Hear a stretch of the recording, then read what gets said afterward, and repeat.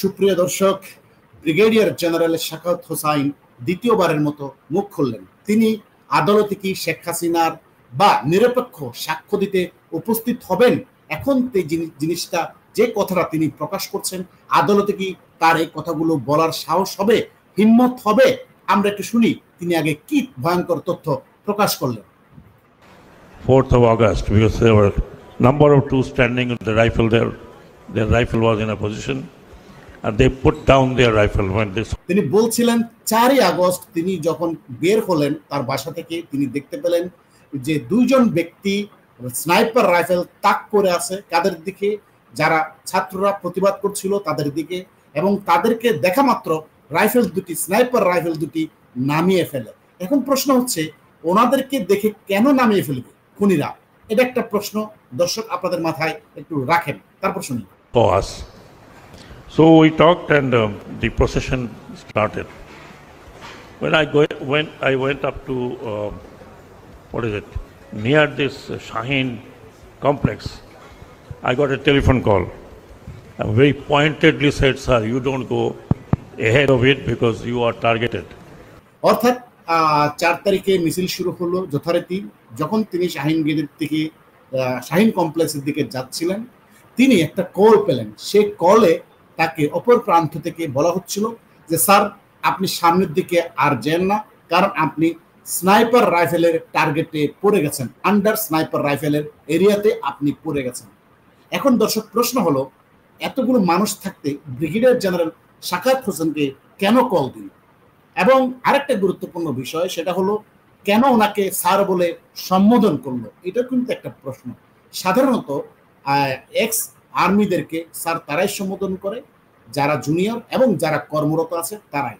তার মানে কি আমরা এটা বলতে পারি, যেহেতু স্পেসিফিকলি তিনি আর্মির লোক এবং তাকে স্যার বলে সেখান থেকে সরিয়ে দিচ্ছে, তাহলে কি সেটা আমরা বলতে পারি নির্দ্বিধায় যে স্নাইপাররা টার্গেট করেছে ছাত্রদের, অবশ্যই তারা এই সেনাবাহিনীর লোক, ডিজিএফআইয়ের লোক, এবং এই জন্যই ব্রিগেডিয়ার শাখাওয়াতের নাম্বারও তাদের কাছে আছে। যদি এমন হতো যে এটা যদি বহিরাগত কোনো স্নাইপার শুটার হতো, তাহলে তো সাথে সাথে ব্রিগেডিয়ার জেনারেল শাখাওয়াতের নাম্বারও থাকার কথা না। অফকোর্স যারা টার্গেট করেছে তাদের এই নাম্বারটা শাখাওয়াত সাহেবের ছিল, এবং শাখাওয়াত সাহেবকে সেখানে সরিয়ে দিল, ওনাকে যাতে স্নাইপারে শুট করলে যেন ওনার গায়ে না লাগে। তাহলে তো এখান থেকে একটা কনক্লুশন সহজেই ড্র করা যায়, যারা প্রফেশনাল, পেশাদার। এখন আসেন, পুলিশ কি পেশাদার স্নাইপার শুট করতে পারে? বা পুলিশের কাছে কি স্নাইপার রাইফেল আছে? না, পুলিশের কাছে 7.62 into 451 or 454 এই স্নাইপার, এই রাইফেল পুলিশের কাছে কিন্তু নাই, পুলিশ ব্যবহারও করে না, এবং পুলিশ এই স্নাইপার রাইফেলের ব্যাপারে প্রশিক্ষিত না। একমাত্র সেনাবাহিনী এই রাইফেলটি ব্যবহার করে এবং প্রশিক্ষিত, এবং সাধারণত যুদ্ধক্ষেত্রেই টার্গেট পয়েন্ট করার জন্য এই রাইফেলটি ব্যবহার করে। তাহলে প্রিয় দর্শক, আপনারা কি বুঝলেন?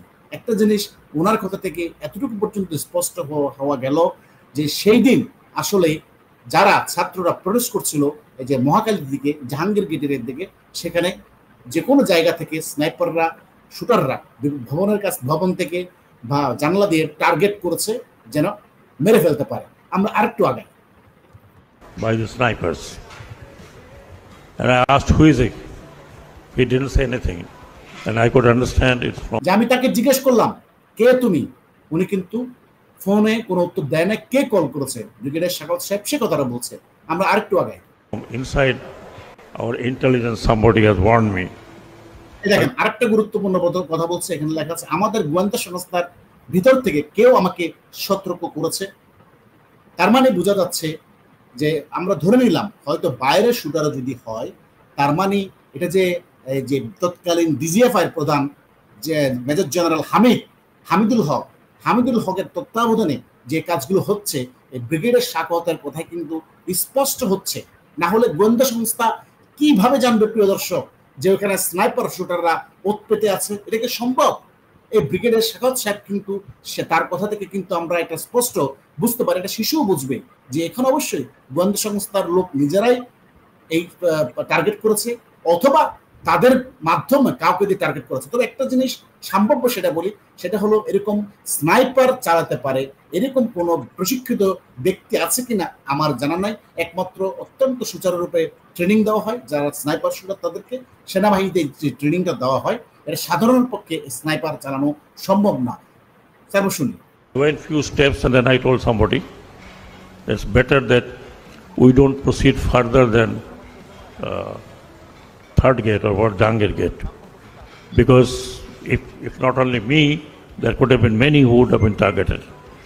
And on 5th of August, অর্থাৎ তিনি আর জাহাঙ্গীর গেটের দিকে এগিয়ে গেলেন না। তিনি এটা বলতে চাইলেন আমি না শুধু, এখানে অনেককেই টার্গেট করা হয়েছে, আমরা নিজেদের মধ্যে আলাপ করে যা বুঝতে পারলাম পরে আমরা ব্যাক করলাম। তারপরে 5 আগস্টের কথা তিনি কি বলছে আমরা একটু শুনি।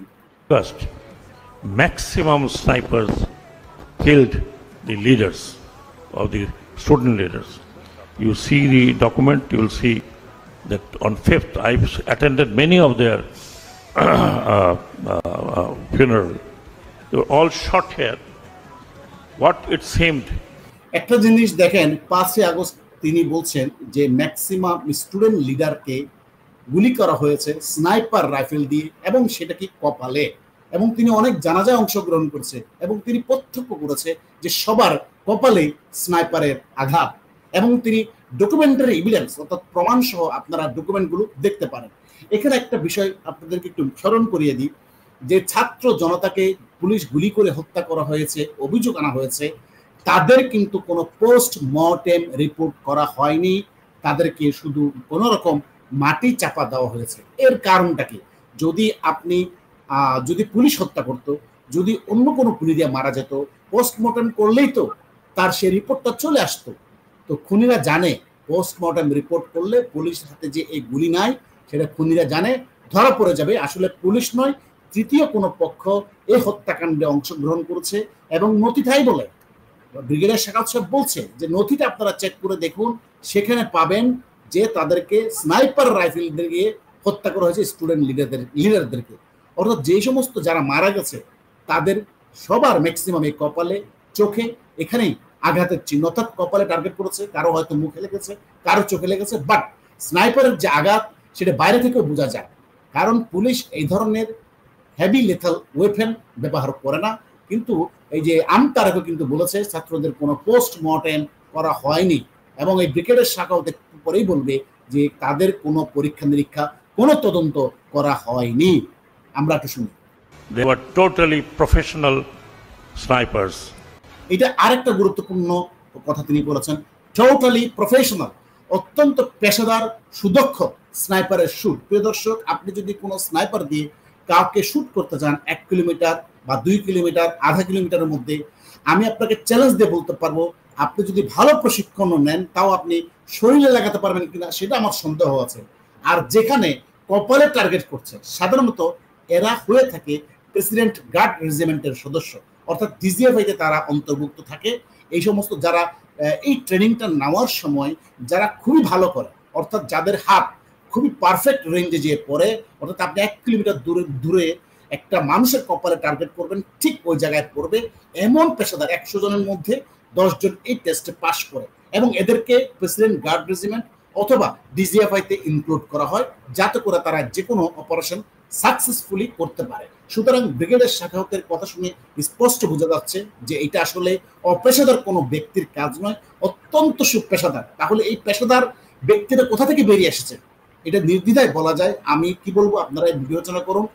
বললাম আপনাদেরকে 100-200 জন পরীক্ষা দিলে 10 জন পাশ করে এই স্নাইপার শুটে, অর্থাৎ সেনাবাহিনীতে যে ট্রেনিংটা দেওয়া হয় সেখানেই এই স্নাইপারের ট্রেনিংটা দেওয়া হয়, এখানে অল্প কয়েকজন পাশ করে। তার মানে বোঝা যাচ্ছে ওনার কথায় অত্যন্ত পেশাদার, তার মানে সেনাবাহিনীর লোক, স্পষ্ট বোঝা যাচ্ছে।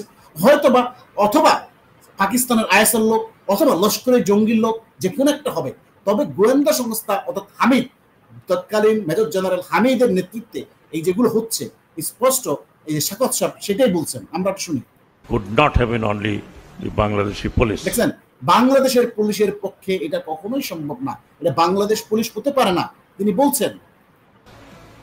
And this is what I said in my first instances, that how the rifle, prohibited rifle, went into the hand of the civilian.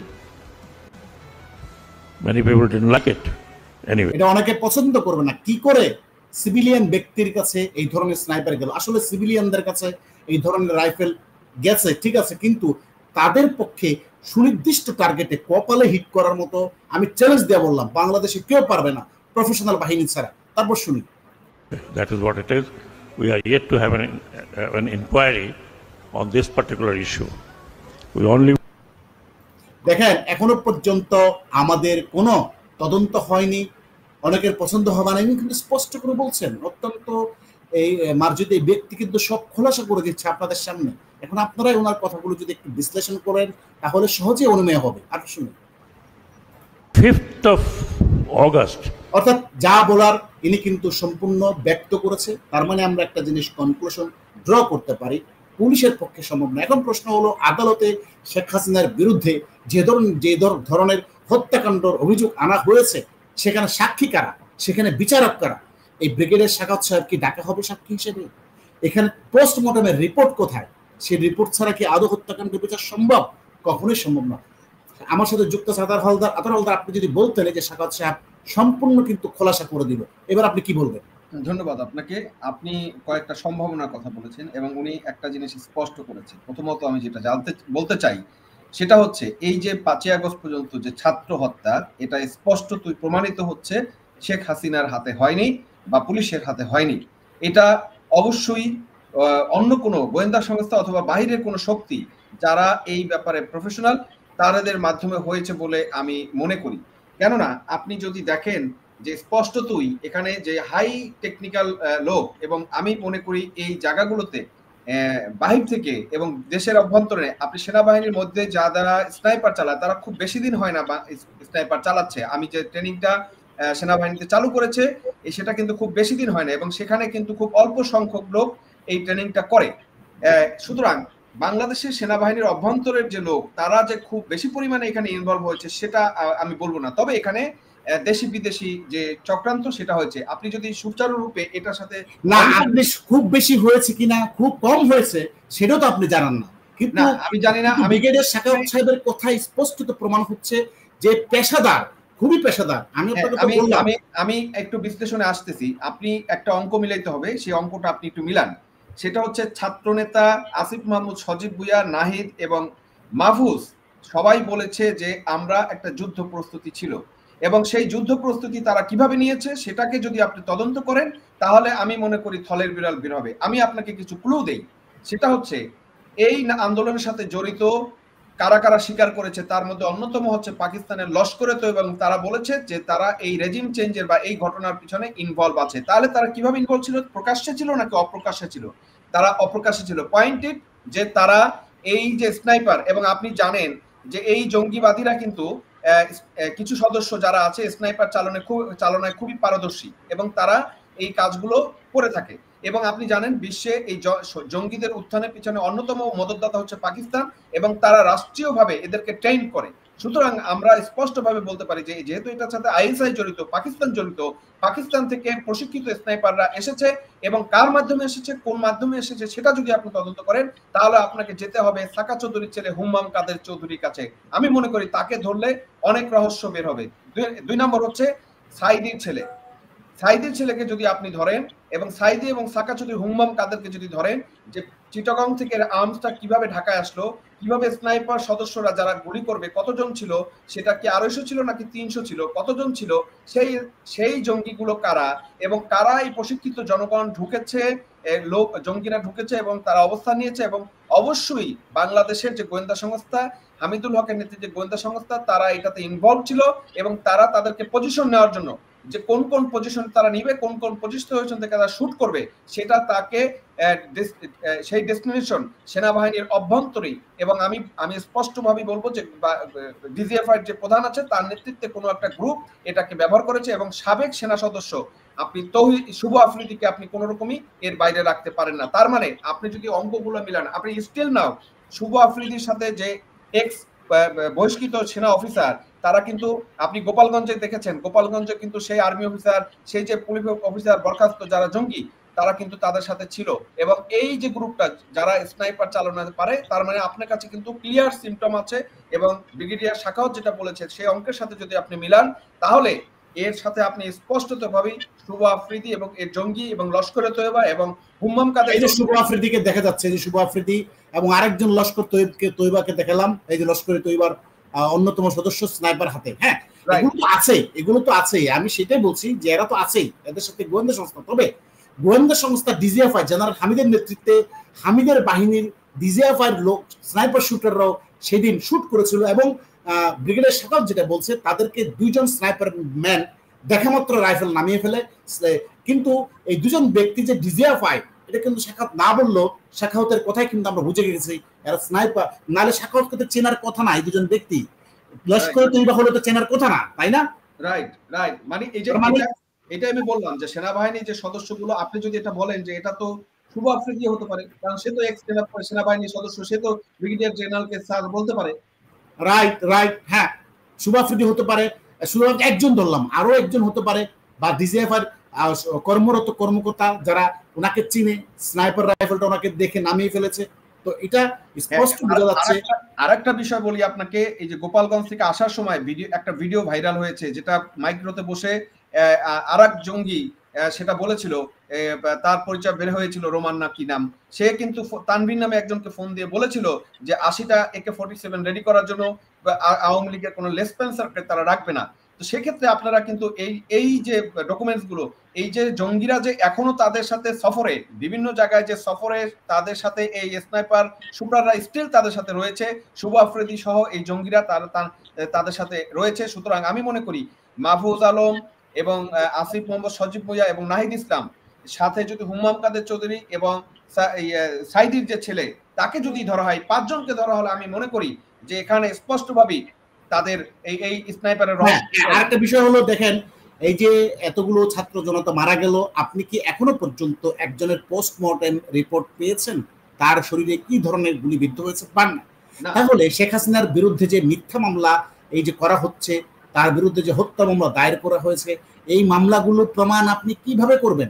এখন শাখাওয়াত কি সাক্ষ্য দিতে যাবে যে যে ছাত্র জনতা মারা হয়েছে তাদেরকে স্নাইপার দিয়ে গুলি করা হয়েছে? তাহলে পুলিশের হাতে স্নাইপার নাই, এটা কি শাখাওয়াত কি যাবে? আপনার কি মনে হয়?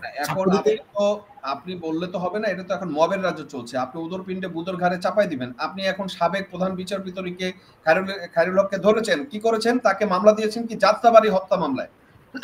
তো সেই উনি একজন সাবেক প্রধান বিচারপতি, উনি কখন যাত্রাবাড়ি গেল? উনি থাকে এক দেশে, যাবে যাত্রাবাড়িতে। ওনাকে যে মামলাটা দেওয়া হলো, সেই মামলাটাতে কি ব্যাকগ্রাউন্ডে দেওয়া হলো? মানে এটা নির্লজ্জভাবে একটা লোককে ফাঁসানো, নির্লজ্জভাবে একটা লোককে মানে জোর করে শাস্তি দেওয়া, এই ধরনের কাজ কারবার তারা করছে, মন মালিক কাজ করছে। মব বিচার হচ্ছে এখন মব।